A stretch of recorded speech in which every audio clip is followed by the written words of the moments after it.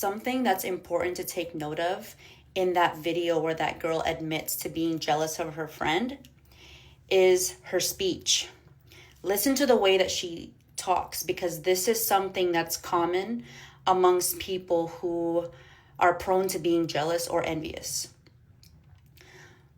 In her speech, the language that she uses, she exposes the lack mentality that she has and the scarcity mindset.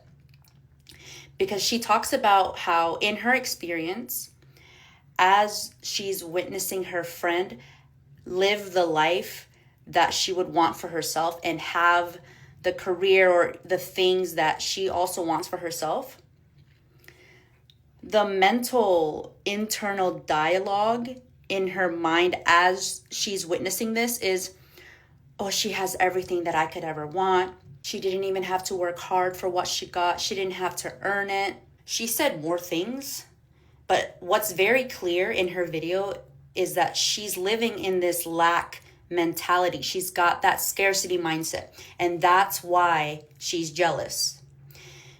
She also said in her video that she's glad that they're not friends anymore because she couldn't stand being around her anymore. The thing is, just because she's no longer around that friend doesn't mean that she won't feel this way towards another person, because it's really not about the person outside of them.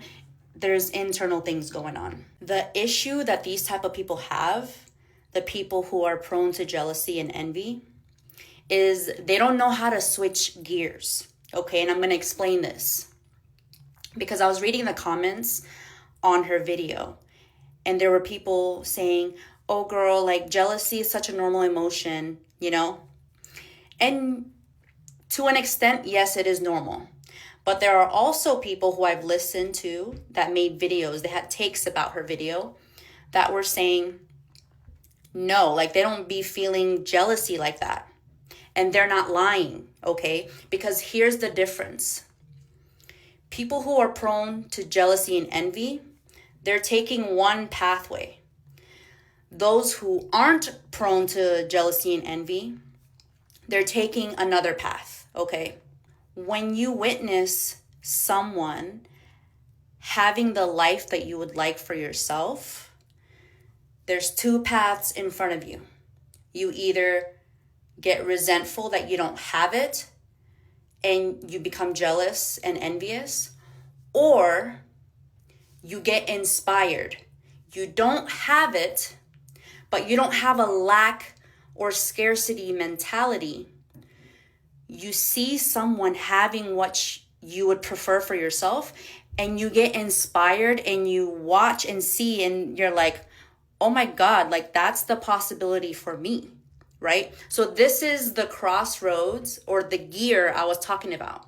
People who are prone to jealousy and envy, instead of switching gears and not outsource their power and get inspired, they put themselves like down and they sit in that ugly thing, that jealousy or that envy. It's also okay to first, let's say you witness that person having what you want.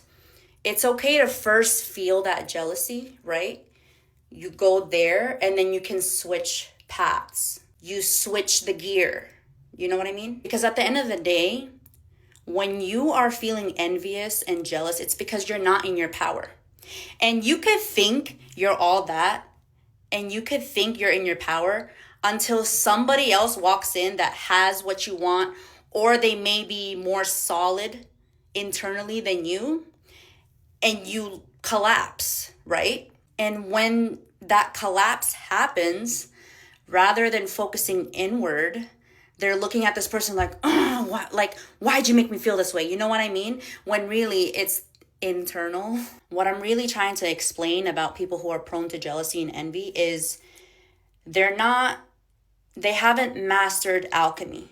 And then there are those who are really good at alchemy, which is a very small percentage of people, but they're really good at not even having to get into that gear of jealousy. They just instantly go to inspiration because they have an abundance mindset. When they see someone have something, because they're not sitting in a lack mentality, they're thinking, I can have it too. I'm inspired. Oh my God. And this is something that they've been practicing since they were little. Maybe, yeah, they experienced jealousy when they were little, but subconsciously or internally, they just kind of knew how to switch the gears because they always called their power back to them. Because this is what people who are prone to jealousy and envy are doing. They're outsourcing their power, which they did themselves, right? They see someone that has what they have, or they see someone that's internally more solid than they are, and they collapse rather than going in. Because when you have that internal collapse, it's a breakdown, right? You have to go in there and build yourself up. This is why it's good. It can be good to have a breakdown, because each time that you collapse or break down, you can always go in and build yourself up and build yourself up even stronger than before. But people who are prone to jealousy and envy, this is where they struggle, because once their gear has been shifted to this side, they don't know how to get out of it.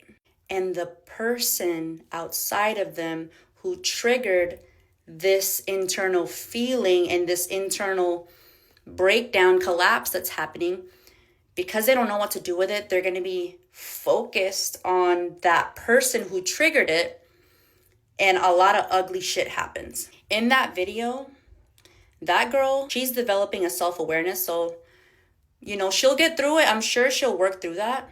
But there are some people out here, a lot of people out here, who never develop an awareness to this, and they go through life feeling this way. In that video, she's still young, so it's not really showing up in her face, but there are people who go through life being like that, never developing an awareness to it, never working through it.